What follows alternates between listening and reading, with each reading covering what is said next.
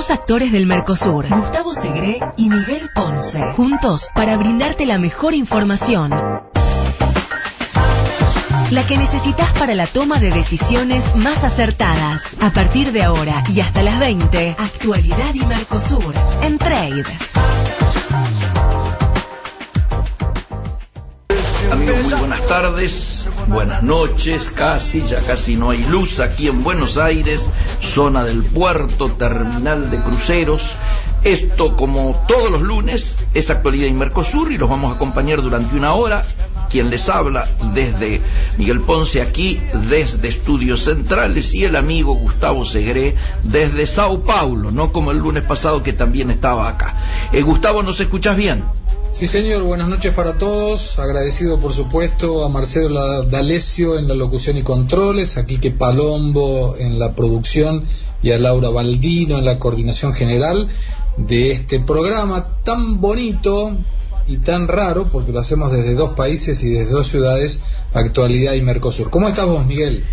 Yo bien, con algunos temitas de salud personales, recuperando y a la espera, así que todo para French. ¿Sabes cómo se llama eso? Dime. Edad. Okay.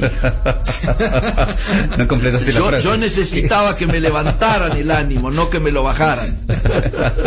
Cariñosamente. Sí, para sé, vos, mira, para que vos te mejores rápido, sí. Preparamos una musicalización de primera, ¿eh? Me alegra mucho. Sí, después vas a ver, y me da la sensación de que te va a dar hasta ganas de levantarte ahí y bailar. Pero claro, con Marcelo. Seguramente. Sobre todo si es bailable. ¿Vos querés que te cuente todas las cosas como están por acá? Adelante. Bueno, se vino el frío, pero el frío acá en Brasil es un frío diferente. Sí. Es un frío de 16 grados, un frío de 14 grados, pero con mucha furia. Ajá. Pero aquí no estamos acostumbrados a esas temperaturas. La temperatura de esta madrugada de domingo para lunes fue la más fría del año y fueron 8 grados. ¿Cómo hemos estado acá, Quique? Nosotros estuvimos con 6 grados esta mañana. Más o menos, así que aceptable. Pero sí, estamos más acostumbrados. Lo que sí está muy caliente es la temperatura de la política y ahí de la está. Economía. Eso es lo que queríamos. A ver, contanos. Sí, sobre todo porque, bueno, primero el día 1 de mayo, ayer, y aprovecho para felicitarlos a todos por ahí. Muy bien. Se festejaba el Día del Trabajador Internacional. Sí, señor. Como siempre, Brasil prepara algunos shows que concentran, en este caso, a trabajadores, pero en este año en particular hubo una división bastante importante, lo que eran trabajadores a favor de Dilma Rousseff y trabajadores contra Dilma Rousseff. En la ciudad de San Pablo se realizó una importante concentración en el Valle de Anhangabaú, en la zona central de la ciudad, donde se había comprometido la presencia de Dilma y de Lula. Así es. Lula no fue, Así pero llamó es. la atención, Miguel, porque no fue aduciendo que tenía problemas con la voz. Uh-huh. Y la sensación que daba es decir, bueno, vos podés tener problemas con la voz, pero podés estar igual y no hablás. Claro. ¿No? Haces acto de presencia, apoyo a una compañera que está precisando de mucho apoyo. Uh-huh. Y esto, bueno, obviamente no se observó. Dilma se refirió a todo lo que estaba ocurriendo, volvió a hablar que el tema del juicio político era un golpe, volvió a mencionar que la culpa de toda la crisis económica la tenía la oposición y Cunha. Ya. Pero hay algo que me perdí, porque ¿cómo puede ser si generalmente la política económica está en manos de quien gobierna, no de la oposición? Sí, claro. ¿no? Sí, claro. Entonces ahí ella se ve que se dio cuenta de lo que está diciendo y reforzó diciendo, porque no me aprobaron los impuestos. Entonces, bueno, está bien, pero hace parte de la oposición precisamente no aumentar la carga impositiva, sobre todo porque aprovecha que es oposición para frenar ese tipo de actitudes. Si no, el gobierno propone, el gobierno aumenta los gastos, la oposición le aprueba lo que quiere y sigue la fiesta, ¿no? Uh-huh. Uh-huh. Entre las cosas que Dilma mencionó, y esto llamó mucho la atención de los analistas del mercado, ella anunció un aumento del Bolsa Familia, del plan del beneficio social, en el valor del 9%, un aumento en la base para el pago del impuesto de renta, o mejor dicho, para el no pago del impuesto de renta. Quiere decir que sobre la base que hay de 2.501 reales, aumenta para el año que viene el 5%. Vos fíjate, Miguel, que el año pasado no aumentó quiere decir que al no aumentar la base imponible del impuesto a la ganancia, hay más gente que paga impuesto. Claro, lo mismo que tenemos aquí nosotros con las escalas. Igual, bueno, ahora propuso aumentar el 5% para la base no imponible del impuesto a la renta, pero ninguna de estas dos cosas ella quiso hacer el año pasado, precisamente porque tiene un déficit fiscal impresionante. Entonces la sensación que daba es como diciendo, bueno, ahora que me estoy yendo, le voy a dejar el peludo a los otros. ¿Qué otra cosa dijo? Aumentó la licencia paternidad de 5 a 20 días para empleados públicos. O sea, si alguien es papá y trabaja en el gobierno, antes tenía 5 días para quedarse en su casa y aprovechar esta nueva realidad familiar. Claro. De ahora en adelante va a ser 20 días. Quiere decir que de alguna manera te están aumentando el sueldo porque son 20 días que no trabajas contra 5 que no trabajabas antes, en el hipotético caso de ser papá. Claro. Después aumentó 25.000 casas del programa Mi Casa, Mi Vida, Mia Casa, Mia Vida. Y esto es un valor importante, porque estás hablando de 25.000 nuevas casas que no estaban en el proyecto y que a partir de ahora, a partir de esta iniciativa de Dilma Rousseff, van a estar. Claro. Y extendió el programa Más Médicos para médicos extranjeros, sobre todo cubanos. Y acá en esto hay una disputa muy grande como con el Uber y los taxistas. ¿Por qué? Porque estos médicos que vienen de afuera, fundamentalmente de Cuba, no tienen que hacer ninguna prueba de ratificación de conocimiento. Ajá. O sea, el título del exterior le es asumido como válido acá. Y no siempre lo que uno tiene dentro de su carga horaria, dentro de su contenido programático, es lo mismo para todos los países. ¿Y hay enojo de los médicos locales ante esto?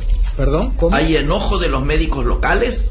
Enojo de los médicos locales, pero hasta ahí, porque esto se generó porque no había médicos suficientes. Claro, sí, era un dato histórico casi. Entonces, ¿no? claro, era como diciendo, bueno, como no hay médicos suficientes, sobre todo en regiones bastante carenciadas y de fronteras, le pagaron un sueldo de 10.000 reales en la época. Ajá. A través de un acuerdo con Cuba, la mayoría iba al gobierno de Cuba y un poquitito le quedaba al médico cubano. Sí, no era directo al médico, pero por ejemplo, muchos argentinos vinieron. Correcto. Y ganaban muy bien en la época, 10.000 reales, y estamos hablando de... Perdóname, pero acá no venía al gobierno, era directo al médico, ¿no? Era directo al médico, en ese caso, claro. Directo al médico. Claro. Sí, salvo con Cuba, el resto era directo al médico. Entonces esas son cosas que, bueno, Dilma ayer propuso. ¿Propuso o anunció? Como anunció, ya vale. Como que lo iba a proponer. Claro. ¿Todo eso requiere acuerdo parlamentario o no? En algunos casos no requiere. En algunos casos no. Bien. ¿Qué se dijo por qué no fue Lula? Sí, por esto que te menciono, como que el médico le había indicado que por tener problemas en la voz era mejor quedarse adentro y hacer reposo para cuando él tuviera que usar la voz para defender el impeachment, no sé cuándo, porque paso a la otra parte. Ya. Donde te cuento que el día 4, miércoles, la comisión que está en el momento investigando en el Senado el juicio político debe dar su informe final. Informe que deberá ser votado por 21 miembros de la comisión, donde a la luz de las cuentas que hemos hecho, y esto lo compartimos el lunes pasado, entendemos que 16 de 21 deben votar a favor del juicio político y 5 senadores de 21 deben votar en contra. Esto igual es referencial. Claro. Porque lo que cuenta es... el plenario. Va a ser el plenario, que debe ser por el día 11. Claro. Y donde la situación es 81 senadores, se necesitan 41 para tener quórum, mayoría simple de los del quórum, habilita a la retirada por suspensión por 180 días. La sensación que se transmitió ayer, o por lo menos la que llegó acá, es un PT resignado a que Dilma se va y una vocación de decir empezó ya la lucha para volver al poder. ¿Puede ser? Yo no veo que vuelva esta lucha. No. Yo no la veo. Ya. A ver, yo creo que desde el punto de vista partidario es natural que sea el pensamiento. Sí. Pero no me parece posible. Y voy a darte algunos datos.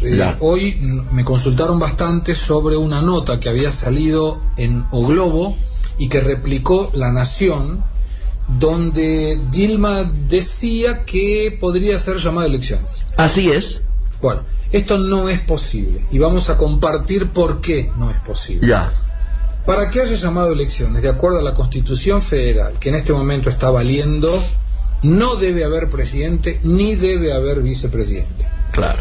No es la situación que hay. No es la situación, pero imagínate que la llamada esta de Dilma esté medio que obligando de alguna forma a Michel Temer a renunciar. ¿Cómo se me ocurre que Michel Temer podría renunciar si hizo todo lo que hizo para ser presidente? Obviamente.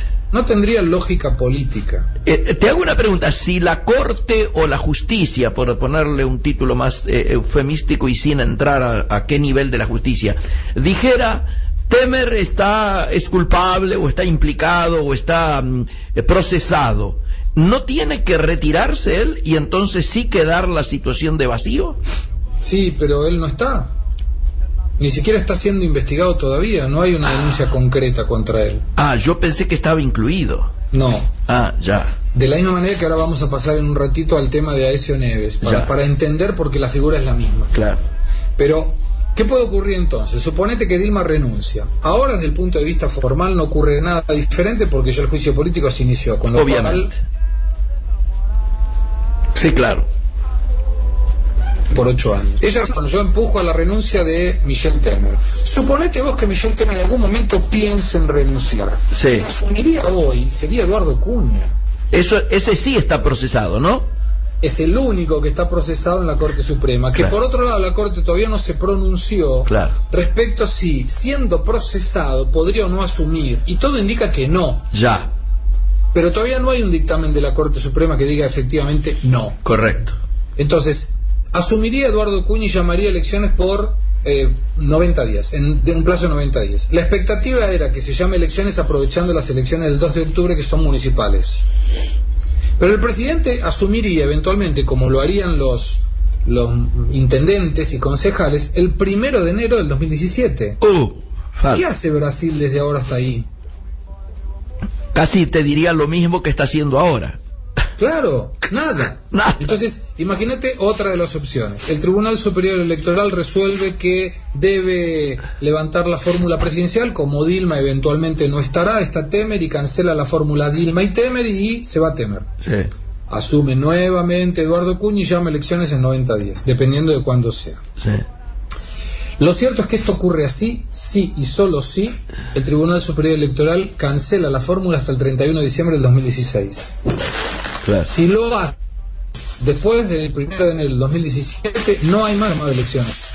A partir de ese momento el Congreso determina por la vía indirecta quién sería el próximo presidente. Claro. De manera que este llamado a elecciones no prosperaría. Claro.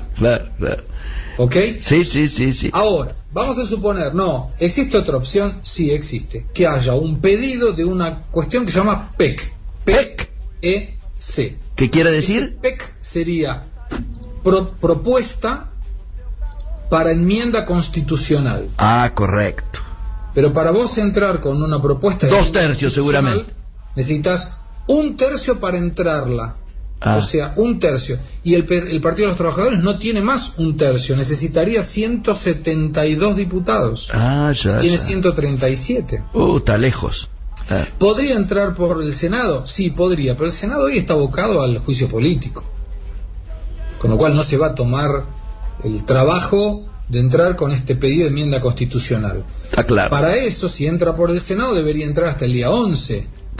Pero cuando entra hasta el día 11, si el Senado determina que Dilma está suspendida, ¿cuál sería el sentido? Cuando la mayoría de los senadores son del PMDB. Obviamente, tenés razón. Sí. Entonces, por todo esto es que no me suena la salida electoral.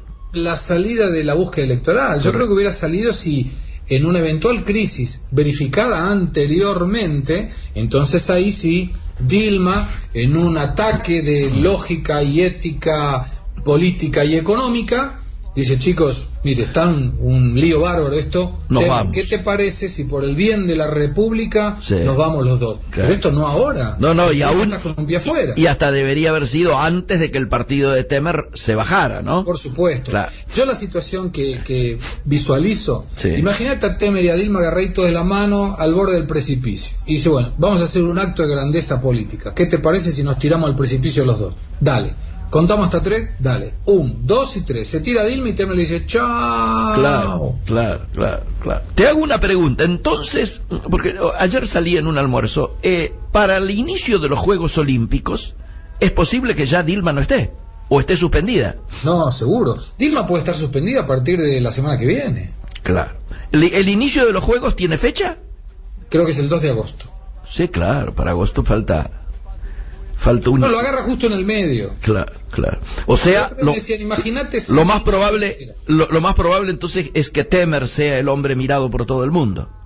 Sí, pero Temer en las sombras de alguna manera, porque no tiene como decir, che, estoy armando el gabinete. No. Empezó a armar el gabinete porque si el 11 lo nombran presidente, no tiene como salir el 11 y decir, ¿querés ser ministro? No, claro. No, me refería al inicio de los Juegos.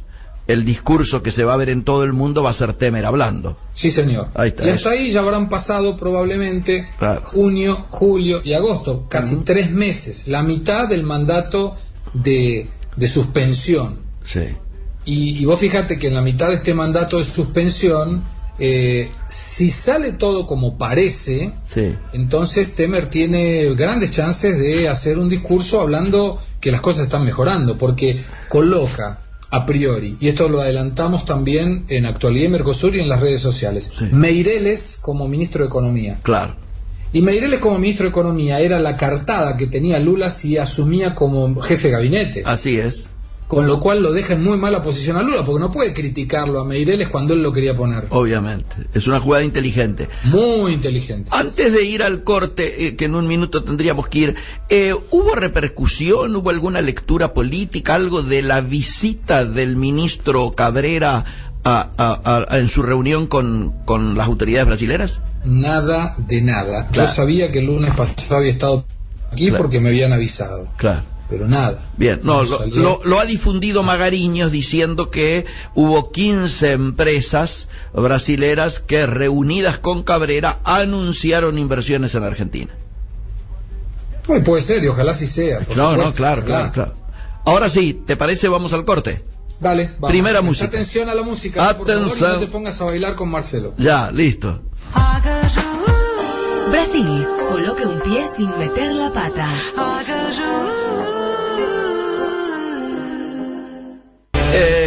Distinguido, ¿puede explicarnos qué es esto? Que es lo menos brasilero que he escuchado en mucho tiempo. Podría ser tranquilamente del Mediterráneo, por ejemplo.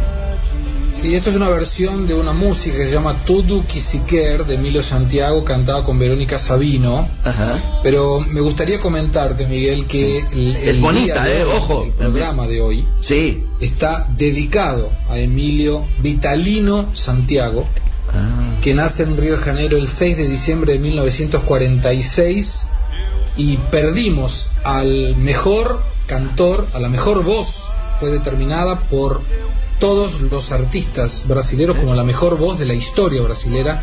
Falleció el 20 de marzo del 2013, y vos fíjate que haciendo fonoaudiología, un estudio que fonoaudiólogos comentaron sobre análisis técnicas de la voz de Emilio Santiago, mostraban que este cantor tenía la voz más perfecta de Brasil. Mira vos. Él se recibe de abogado en 1970, hizo la Facultad Nacional de Derecho. Ajá. Y en el momento en que estaba corriendo el curso, él inicia el curso para ser abogado, decide entonces que quería ser diplomático, porque él no conseguía asumir que no hubieran negros en la Cancillería brasilera. ¡Qué bueno! Pero en ese momento él ya cantaba en bares de la facultad, en ruedas de amigos, solamente por diversión. Sí. Y él no tenía interés de ser profesional. Pero ahí se inscribió en un festival de la música de la facultad, que los amigos en realidad lo inscribieron sin que él supiera, y Emilio Santiago participa y vence el concurso. Obvio. Y entre los jurados que estaba Betty Carvalho. Y a partir de ahí empezó a frecuentar festivales estudiantiles, ganaba todos los concursos que participaba, y a partir de ese momento concluye el curso de Derecho por insistencia de sus padres y empieza a participar de programas de auditorio, como le dicen acá, programas donde hay espectadores en vivo. Ya. Y en la TV Tupi participó de uno de los programas más famosos de la historia de Brasil, que se llamaba Flavio Cavalcanti. Sí. Y en 1973 lanza el primer compacto. Y bueno, hoy vamos a tener el privilegio de escuchar alguna de sus músicas, pero realmente es un lujo. Un detalle, no entró a la Cancillería de Brasil. No, ya. Se dedicó a la música. Claro, claro. Y después nunca más volvió a esa idea. Claro, claro. Yo tuve el privilegio de verlo cantar en vivo en la ciudad de San Pablo, Emilio Santiago, sí, hace unos cuantos años. Qué bien, qué bien. Y vos no sabés qué música y además qué carisma que tenía para comunicarse con el público. Qué bueno. Así que a lo largo de hoy tenemos dos músicas más sobre Emilio Santiago, como para hacerle un homenaje a quien fue considerado por fonoaudiólogos y por los artistas la voz más perfecta de Brasil. Che, solamente a título de curiosidad, ¿qué otra de las voces así importantes de Brasil quedó relativamente cerca o le pudo haber intentado disputar este cetro? Lo que pasa es que depende del análisis y sobre todo depende del gusto. No, por lo menos hasta donde yo sé, no se hicieron este tipo de estudios fonoaudiológicos. Claro. En este caso sí, porque era una voz que tenía unos graves increíbles, y lo vamos a ver en las próximas músicas, sí. Pero también tenía agudos que no podían entenderse. Claro, una amplitud así de... La amplitud era genial, y la belleza de la música cantada por Emilio Santiago, que no era compositor, era apenas cantor, pero que tanta luz le daba a las músicas que cantaba, que muchas de las interpretaciones quedaban más famosas cantadas por él que por los autores originales. Claro, qué lindo, qué lindo, qué lindo. Increíble, increíble. Bueno, volvemos a algunas cuestiones entonces de qué pasó con el tema de Temer que mencionaba al comienzo. Cierto. En esta semana el fiscal general Rodrigo Janot le pidió autorización a la Corte Suprema de Justicia para investigar a Aécio Neves y a la cúpula del Senado del PMDB. ¿Por qué esto? Porque toma como válidas algunas de las declaraciones del senador Delcido de Amaral, del ex senador por el Partido de los Trabajadores, hoy sin partido. Claro. Y este senador, entre otras cosas, además de complicar a Dilma y a Lula, mencionó como que en la época que Aécio Neves era gobernador del estado de Minas Gerais, también había habido algunos casos de corrupción vinculados a unas empresas del Estado, y colocó también al Banco Rural. Este Banco Rural era un banco que estuvo muy metido en la corrupción del mensalón de también Lula, José Dirceu y demás, allá por el 2005-2006. Lo que nos da la impresión, primero, esto va a ser analizado por la Corte determinará si procede o no. Si la Corte dice que no procede, es una buena noticia para Aécio Neves, que ciertamente le servirá como un caso para una eventual candidatura el día de mañana. Obviamente. Si la Corte dice que procede, no quiere decir que Aécio sea culpable, pero sí que hay indicios de culpabilidad. Claro. Y le permite entonces a la Fiscalía General que investigue, o sea, pasará para el grado de investigado junto con otros tantos políticos que hoy se encuentran en el mismo proceso. Sí, claro. Lo interesante de esto es que si la Fiscalía General entiende que son válidas las declaraciones de Delcido de Amaral en relación a estos casos, ¿por qué no sería también en la declaración que complica a Dilma y a Lula? Claro. ¿No? Es para pensar, claro, sí. Es para pensar. Otro adelanto importante: así que se resuelva la competencia judicial de Lula da Silva, que hoy está en la Corte Suprema, resolver si vuelve para Sergio Moro o se queda en la Corte Suprema junto con los demás investigados con fuero privilegiado. Claro. Estoy en condiciones de contarte que la Fiscalía está ya con todo listo para entrar con la denuncia judicial contra Lula da Silva por la estancia de Atibaia. O sea que a partir del momento que se defina cuál es la competencia, la Fiscalía entraría con la denuncia judicial. ¿Cómo funciona esto? La Fiscalía le dice a la justicia, al juez, mire, le presento todas las pruebas que tengo para entrar con un pedido de acción judicial, para que en este caso Lula da Silva y otros tantos sean procesados, sería. Si el juez entiende que esto es válido, y casi siempre que entra el pedido por el Ministerio Público es porque el juez va a entender, porque está armado de una forma coherente, digamos, robusta, como para que sea ya el primer procesamiento. Así que resuelva la Corte Suprema cuál es la competencia judicial, Lula podría tener algunos problemitas. Buenísimo. Te cuento por último cómo está el mercado. El mercado llegó en esta semana a 3.43, el dólar 3.43, el día de hoy cerró a 3.49. El Banco Central está participando activamente, subió el 1,45%, lo que el Banco Central está haciendo es comprando el dólar futuro, y estas operaciones, como el año pasado y comienzo de este año la volatilidad estaba al contrario, vos sabés que vendía dólares con un valor mucho más alto de las compras que hizo, de manera que consiguió ganar plata con esto. El Banco Central ganó bastante dinero. El superávit de la balanza comercial en abril es el mayor ya registrado. Ajá. Y esto es un dato interesante para Brasil. Generó un récord en el mes de abril, el superávit fue 4.800 millones, el mayor para el mes desde 1989. Increíble. Sí. Cayeron muchísimo las importaciones, la caída fue del 28.3%. En abril de este año sumaron apenas 10.500 millones, en cuanto, para que te des una idea, en abril del año pasado fueron de 14.700 millones.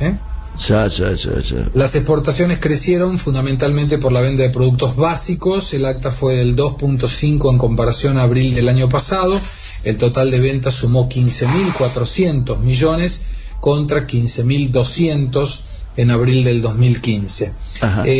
Un dato negativo para Argentina es la cuestión de los autos. La venta de autos de abril fue el 9.1% menor que en marzo, el 26% menor en relación a abril del año pasado y prácticamente el 29% menor en el primer cuatrimestre en relación al primer cuatrimestre del año pasado. Y esto naturalmente impacta fuertemente en las exportaciones de autos de Argentina para acá. Claro.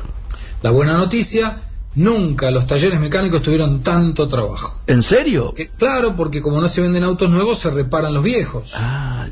Y eso puede ser un buen momento para las autopartistas argentinas que puedan querer exportar hacia Brasil. Y te adelanto que le hemos enviado a las nuevas autoridades de la Embajada Argentina en Brasilia la propuesta de que se equiparen tributariamente los productos argentinos con los brasileros, de acuerdo al artículo 1 del Tratado de Asunción y el artículo 7 del Tratado de Asunción, y que sería muy interesante inclusive también que puedan homologarse la forma de registrar, y esto también lo hemos hablado en la Actualidad y Mercosur en el pasado, para que un producto alimenticio, por ejemplo, que tuviera alguna necesidad de Anvisa o de Ministerio de Agricultura o de Inmetro, pudiera ser registrado automáticamente en un país y automáticamente entonces estaría registrado en el otro. Ojalá que esto pueda llevarse a cabo después de 25 años del Mercosur estar ya instrumentado y la firma del Tratado de Asunción allá por marzo del 1991 firmado. Claro. Nunca perdemos las esperanzas. Así que bueno, con estas ideas y con estas noticias, si querés, hacemos señor. A la otra interrupción. Presta atención a la música también muy bonita de Emilio Santiago. Adiante. Actualidad y Mercosur. Conducen Gustavo Segre desde Sao Paulo y Miguel Ponce desde los estudios de Trade Radio. Trade, espacio publicitario. Consorcio de Gestión del Puerto de Quequén. Óptima situación operativa en la estación portuaria. Récord de calado, de carga y de buque de mayor tamaño, con el canal de acceso y el interior portuario en condiciones de excelente operatividad. incremento de la capacidad de almacenaje y exportación, crecimiento de la estación marítima y sus servicios, un puerto proactivo, estratégico, que junto al compromiso, el trabajo y el esfuerzo de toda la comunidad portuaria, busca la superación constante para alcanzar el liderazgo portuario. Puerto Quequén, donde comienza el mundo. Trade, a buen puerto con las noticias. Medlog, una empresa del grupo MSC que ofrece un servicio de logística integral puerta a puerta, de la fábrica al consumidor, desde cualquier origen hasta cualquier destino final en todo el mundo, acompañando su producto a lo largo de toda la cadena logística. TC2 Mar del Plata, terminal de contenedores habilitada como depósito fiscal. Un emprendimiento privado operando con los principales armadores del mundo: Maersk, MSC, Hamburg Süd y Maruba. Contamos con importantes ventajas de carga reefer y mano de obra calificada. Ampliar y diversificar el movimiento de cargas en el puerto Mar del Plata son los vectores permanentes de nuestra terminal. TC2, terminal de contenedores de Mar del Plata, al servicio del comercio exterior argentino. Fin espacio publicitario. Me interesa particularmente este tema. Acabábamos de estar aquí conversando sobre Saigón, Ho Chi Minh y demás, y aparece fuera esto. Del aire hablábamos. Fuera del aire, obviamente. ¿Qué es esto, Gustavo?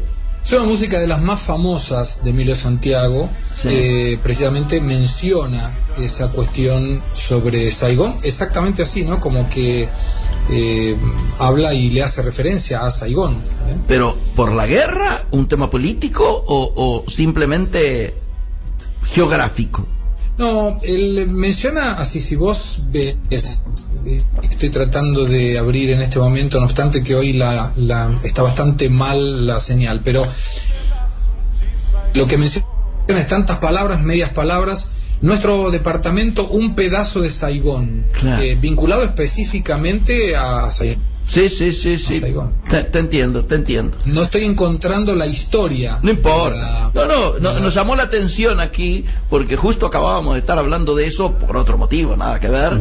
Pero imagino que deba ser, porque acá mencionan en el otro lado: anocheció, miro para el cielo y veo cómo es bueno ver las estrellas, ver las estrellas Claro. en la oscuridad, Sí. y espero que vos vuelves para Saigón. O sea, imagino que debe ser alguien que conoció en Saigón, Claro. y bueno, está esperando que vuelva, algo así. Pero es una de las músicas más famosas Qué bueno. que interpretó Emilio Santiago. Bien. Realidad. Junto con otra que se llama Verdad Ginesa. Ya, perfecto. Realidad argentina. Contame. Empezamos por las efectividades conducentes. ¿Qué pasó en el mercado hoy? O sea, hacemos el curso al revés. Cayó 6 centavos el dólar en su segmento mayorista en relación al viernes. El viernes había costado mantenerlo y se había mantenido por básicamente intervención del central. Esta vez el dólar transferencia cerró a 14.09, 14.19, el billete 14.40, el precio de referencia del Banco Central fue 14.2617. Lo interesante, como siempre, sigue siendo los precios ROFEX. Ahora que ya terminó abril, quedarían 2 meses de dólar a 14, o sea, fin de mayo 14.56, fin de junio 14.91, y ya en julio empezaría el trimestre, llamémosle así, del dólar a 15. Fin de julio 15.24, fin de agosto 15.58, fin de septiembre 15.90. Y para octubre y noviembre ya estamos en 16.21 y 16.53 de acuerdo a los precios ROFEX del día de hoy. Obviamente, te imaginarás, Gustavo, que la temática aquí ha subido su voltaje a partir del día viernes. El día viernes se ha producido la mayor movilización que se recuerde, yo diría, en décadas. Aquí podemos hablar discutir cifras. Se está coincidiendo que casas más, casas menos, como diríamos en Santiago, se han superado las 200.000 personas. Y este es un hecho inédito por dos motivos. Uno, por la cantidad. No hubo ningún incidente, una concentración, diríamos, ejemplar, por así decirlo. Se hizo en un lugar prudente, no se hizo por Plaza de Mayo, sino que se hizo frente a la sede de la Facultad de Ingeniería en Paseo Colón, allí a metros de la CGT Azopardo, ¿no es cierto?, en el Bajo. Diríamos, el elemento es que la convocatoria, luego hubo una deserción a último momento de una de las centrales, pero la convocatoria fue efectuada por primera vez también, luego de décadas de desunión de la cúpula del movimiento obrero en la Argentina, por las 5 centrales sindicales, es decir, las 3 CGT y las 2 CTA.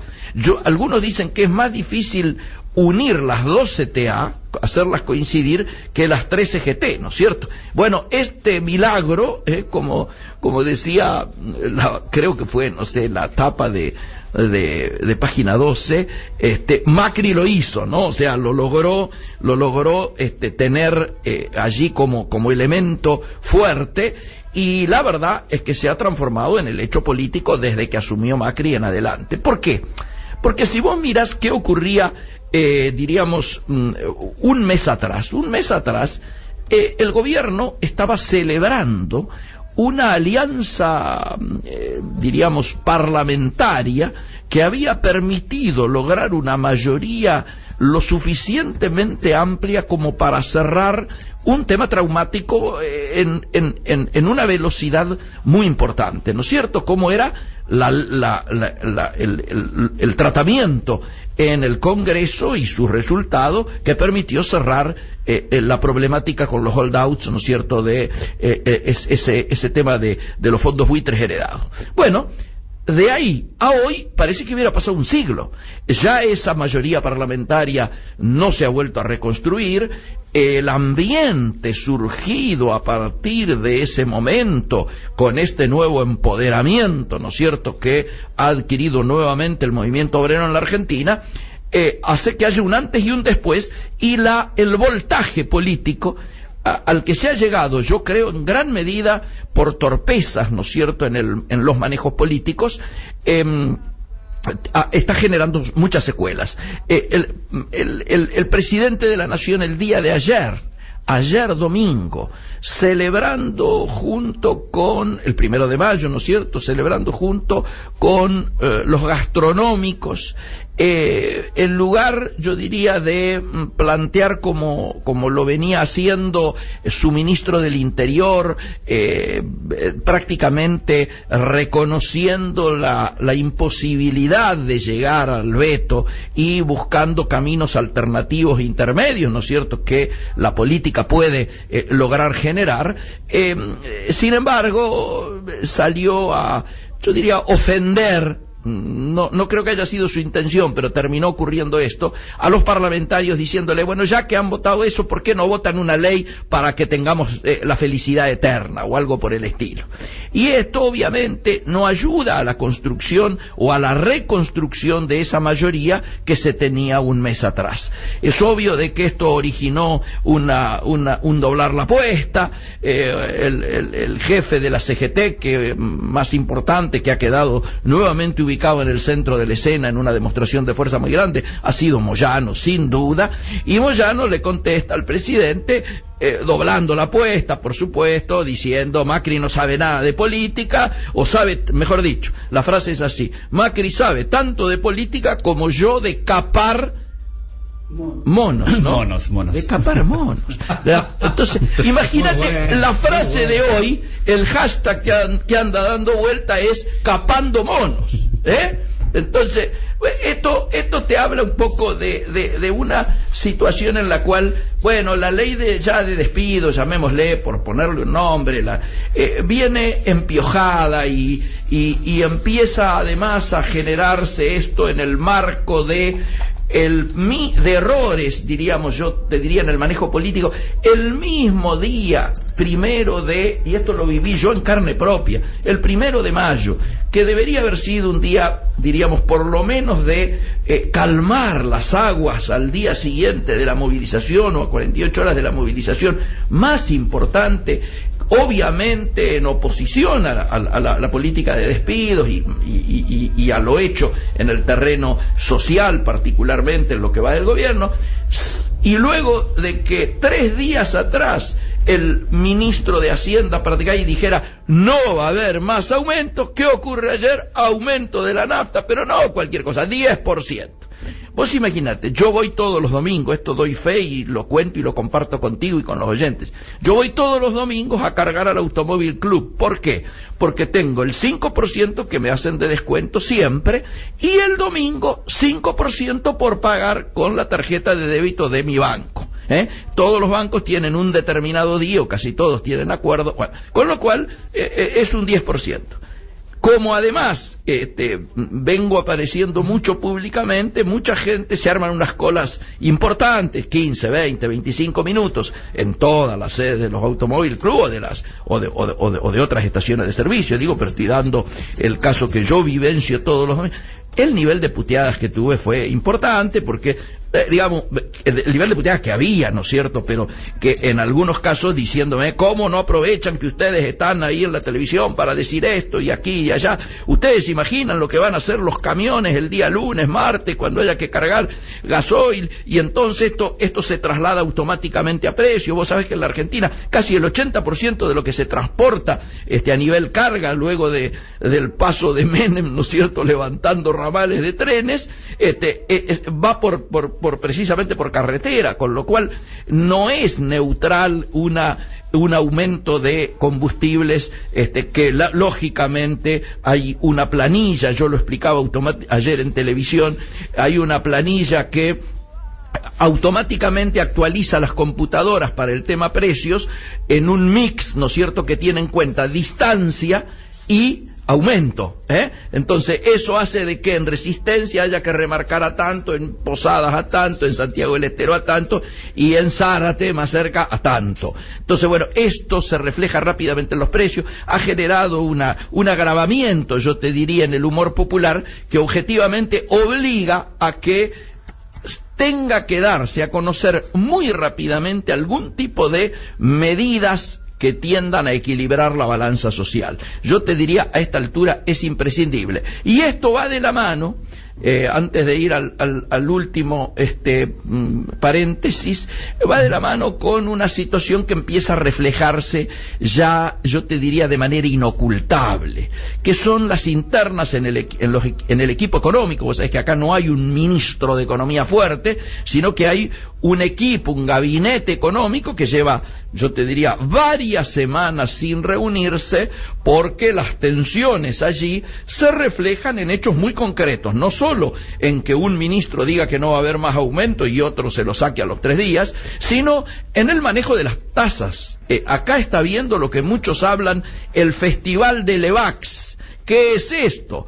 Y bueno, que estamos en estos momentos con tasas desde el Banco Central al 38%. Vos sabés que esto origina que un chacarero o un almacenero de Jujuy descuente sus cheques a casi el 90%. Obviamente esto le pega de manera directa a las pymes, que ven absolutamente perdido el crédito, y como el propio ministro de Hacienda dijo, por esa tasa no invierto ni en pedo, así lo dijo Pratgay en el día de ayer. Con lo cual, bueno, hoy ya aparentemente Sturzenegger recibió una instrucción o una orden del presidente de la Nación y ha entendido que el tema de las tasas sería retocado y corregido. Sturzenegger viene de, precisamente por esta situación y por estas internas, de haber tenido una patinada muy preocupante con el programa de vivienda. Sabés que se largó un proyecto, ¿no es cierto?, de créditos para la vivienda desde el Banco Central, que ha terminado en un fracaso porque quedó atado a la inflación. Entonces, bueno, mientras que el proyecto original de Cobos generaba un índice que estaba atado al salario. Bueno, finalmente ahora el Banco Nación, no el Banco Central, el Banco Nación, anuncia que va a alargar un nuevo programa de vivienda, vinculado exactamente a la variación salarial que tenga la gente. Bueno, esto está indicando lo que yo te decía recién, una manifiesta y pública a esta altura, inocultable, interna en los equipos de gobierno. Luego vamos a hablar qué hay atrás de esto. Hacemos ya el último intervalo y volvemos. Dale. Brasil, Uruguay, Paraguay, Venezuela, Argentina. Todo lo que hay que saber para operar en el Mercosur.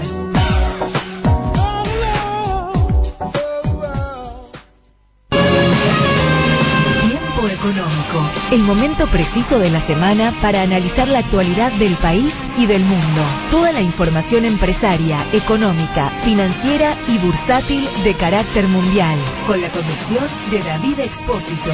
Tiempo económico. Nada mejor para decidir. Jueves a las 18 en Trade. Negocios y música en el orden que vos quieras. Mira, esto se llama Logo Agora. ¿Logo? La traducción sería ahora, justamente ahora que yo me estaba yendo, están como si fuera en un bar, vos, una mujer, me sonreís, y vos justamente que pasaste toda la noche al lado de tu novio, que hiciste un montón de cosas junto con él, pero bueno, hoy en día los amores son así. Él se fue, no hace ni siquiera una hora, pensando tal vez en los besos que vos le diste, pero te despertó el instinto y ahora obviamente yo me voy a quedar con vos. O sea, sería más o menos eso. Qué tremendo. Interesante. Y el otro pero es una música también dentro calentó la pava el otro. El repertorio de Emilio Santiago, te diría de las más conocidas. Logo Agora. Ya que estamos en este programa, me acaba de llegar calentito el informe de ABCEB en relación a el intercambio argentino-brasilero. Título del informe: crecen 4.2% las importaciones desde Brasil en abril, que acaba de finalizar.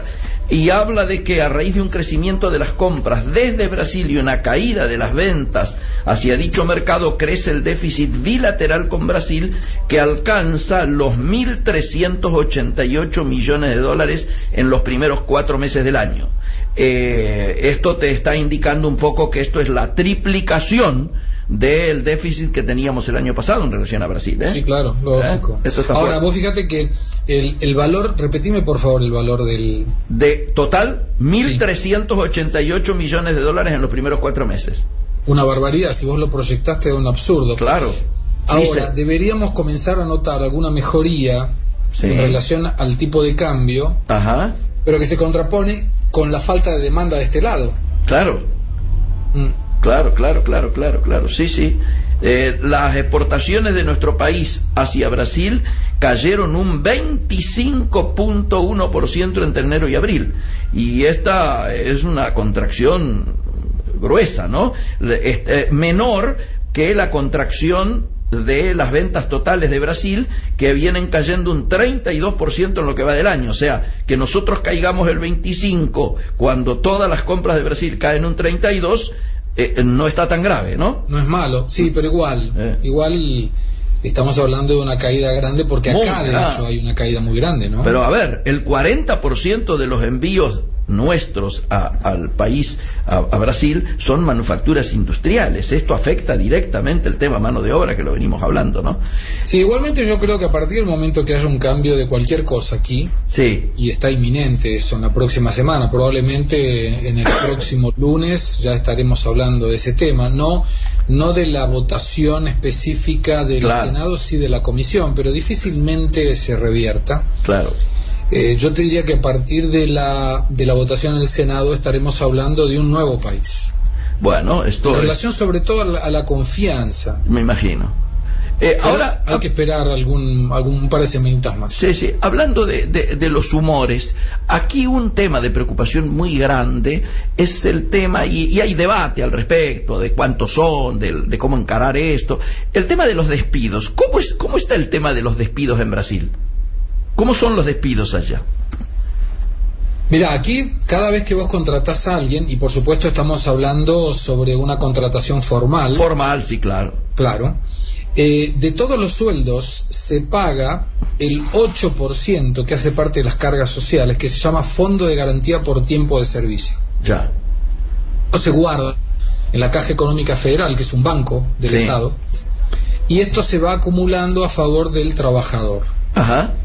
Suponete que el trabajador pide la cuenta, le dicen acá, o sea, él se quiere ir de la empresa.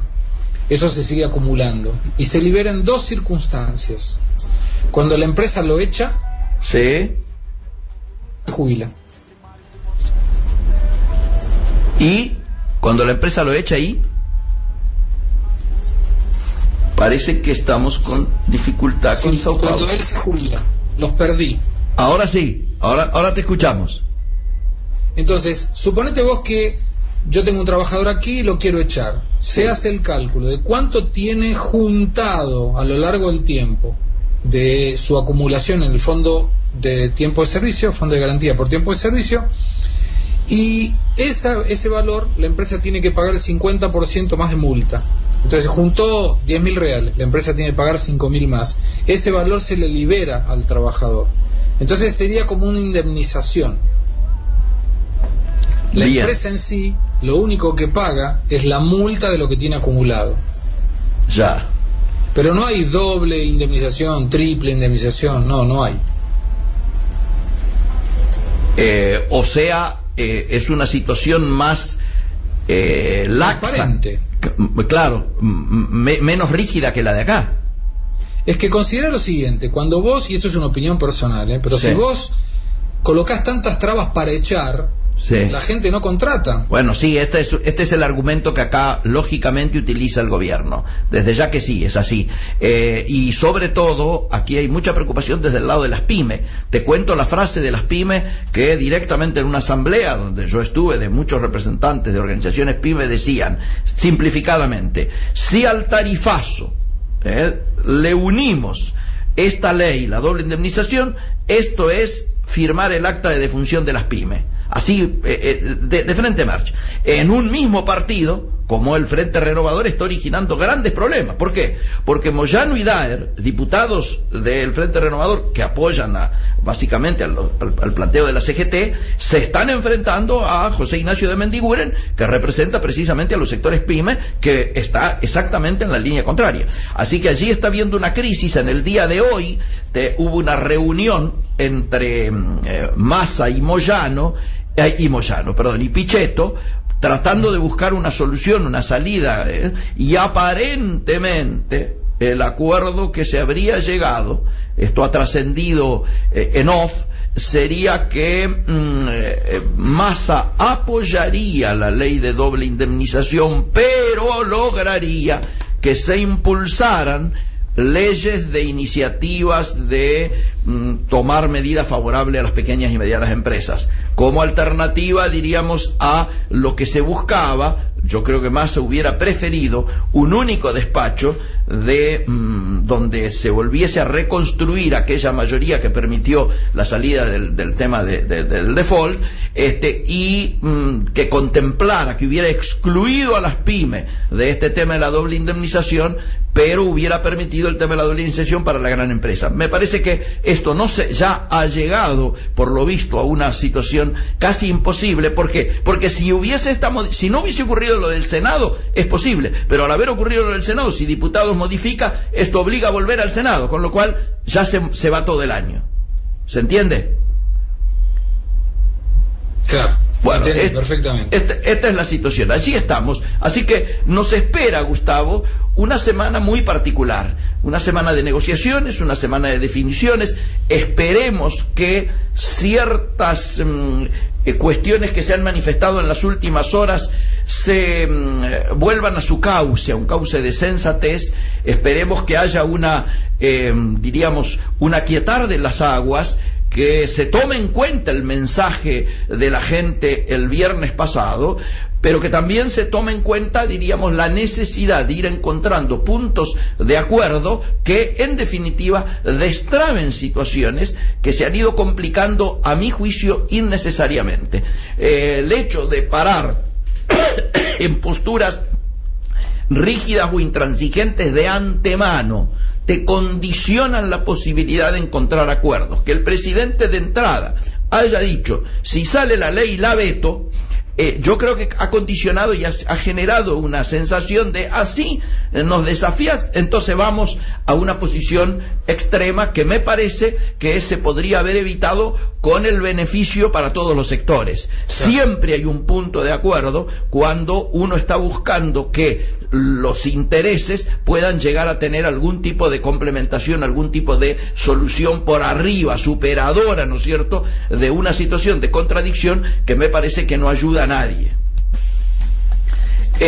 Por lo tanto, te diría, Gustavo, para ir cerrando, que vamos a estar muy alertas a la evolución de toda esta situación, a ver de qué manera inclusive se plantea la apertura o la continuidad de las paritarias que están en marcha, y de qué manera se termina cerrando este tema en diputados, ¿no es cierto?, como para poder tener en claro cómo va a ser el escenario de aquí en adelante, si va a ser un escenario de creciente complicación o va a ser un escenario en el cual puedan volver a recrearse algún tipo de acuerdos que vayan permitiendo avanzar en los grados de gobernabilidad necesarios.